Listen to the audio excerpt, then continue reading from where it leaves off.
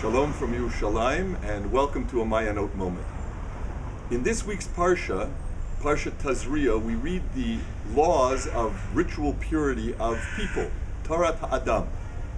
And the Torah points out, the rabbis point out, that this follows last week's Parsha where we read the laws of ritual purity concerning animals. This order of first animals and then people actually mirrors the order of creation. That in the 6 days of creation, the Torah recounts first the story of the creation of animals, and then the story of the creation of man. But concerning that order itself, there's an interesting argument. One position says that man is created last because he's the peak of creation. Humanity enters into a world that's totally prepared for our benefit and our pleasure. Another position says that human beings are created last to remind us that we come after the worms, that in a certain sense, we're even less than a mosquito. So is man the peak of creation? Are we the crown? Or are we the bottom rung of the ladder? And of course, in a certain sense, both are true. In one sense, we're created with a godly soul. Man has a nefesh elokit, a chelek elokah mimal, a godly portion within him. And that godly soul, regardless of what we do, remains holy and pure. We're the peak of creation. On the other hand, we have a physical nature.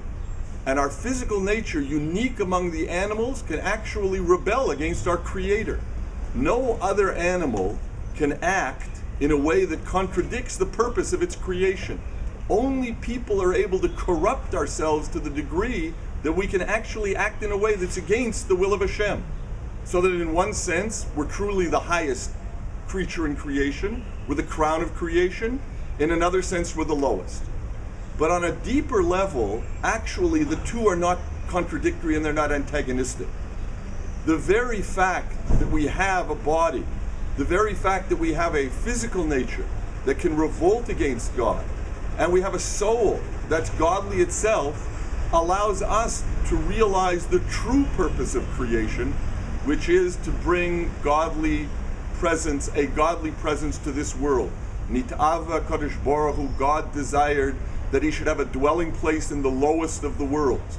Because our neshama is so holy, and our body has the potential to be so low, we alone, amongst all creatures in the world, can fulfill that ultimate purpose of creation, that God should have a dwelling place in the lower world. Our body can be made out of dirt, adamah.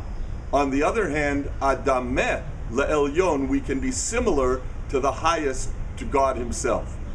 With God's help, we should all succeed in fulfilling our true purpose in creation, to bring godliness into this world, sanctify the world, and we should all enjoy a wonderful Shabbat. Shabbat Shalom.